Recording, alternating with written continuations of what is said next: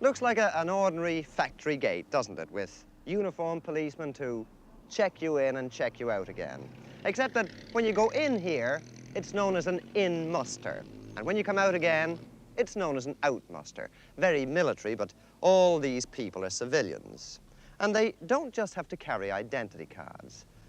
That gate is the entrance to the nearest thing to a police state in this country. It's only 50 miles from London, and yet the people who choose to live in there live under what's almost martial law.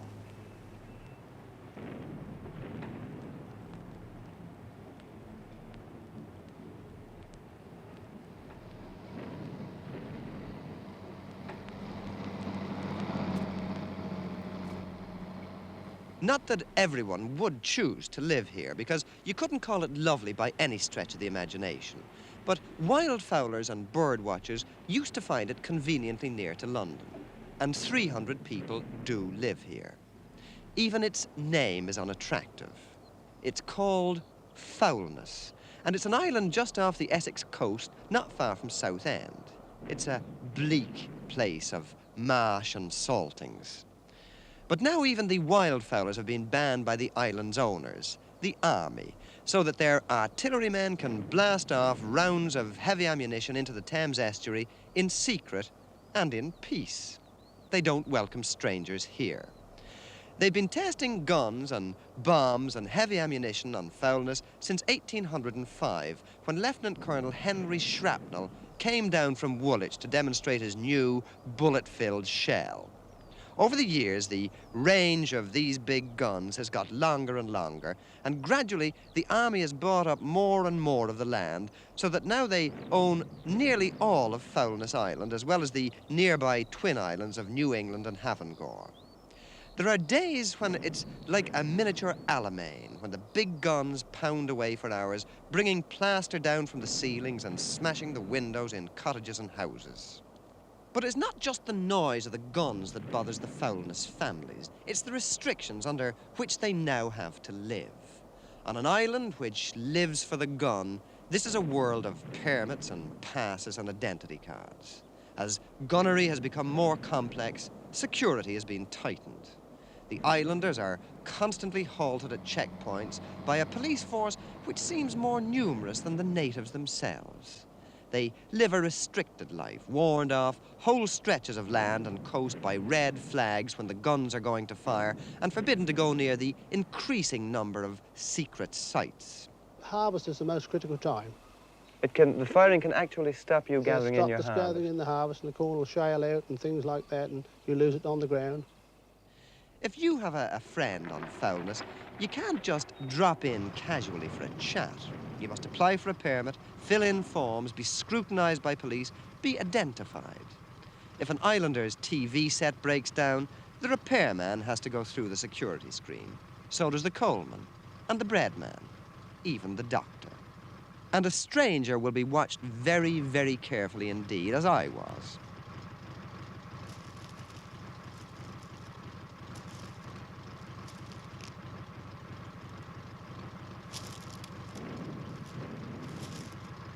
Mr. Harvey, do you have to carry your identity card with you all the time? Always. You're supposed to carry it with you wherever you go.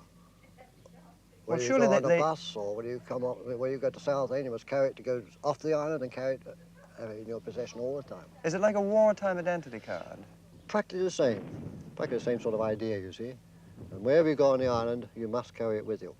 Well, what happens when friends visit you? Can you take them, say, to the beaches to bathe, or any of the places that you can go yourself? No, definitely not, no. My sister came down here, a year or so back, and to be on the safe side with the police, I phoned Landwick, and I said, where can I take my sister? And they very kindly told me I could take her to church or the pub. To the church or the pub? Which is about 200 yards down the road. Or otherwise you could just stay here on your own Otherwise property. she stays put. Not much of a holiday. Not very much, not very exciting. There are times, too, when you can't get on or off Foulness at all, when the Havengor Bridge is blocked to all traffic by the army. I was told to be off the island by 6 p.m. or risk having to spend the night there, presumably under constant surveillance. But being stuck on Foulness can be even more serious for a resident.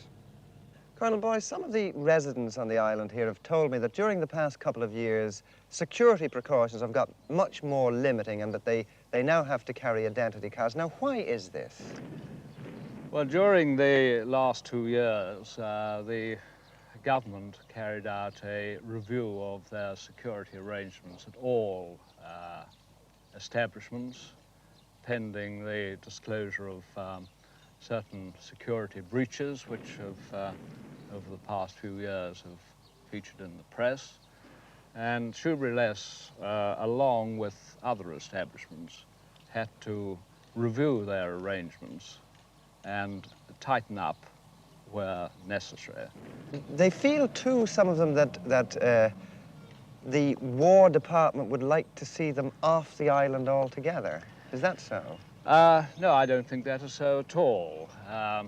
There is no doubt that maximum security would be attained by complete evacuation, but it is not the Army Department's policy now to contemplate such a thing. We do have weddings from time to time, and there are restrictions with regard to weddings also. For example, the photographer has to be quite careful that he doesn't include any of the installations on the island in his photographs. Photographs of the wedding groups? Of the wedding groups, yes, outside the church. Well, does he have to submit the photographs to somebody, or how? Well, I'm not quite sure of that, you know, but I know he has to be most careful in taking photographs of groups outside the church. Well, do military officials come with him? Yeah, there are usual officials there with the photographer. To see that he points the camera in the right direction? Yes, yes.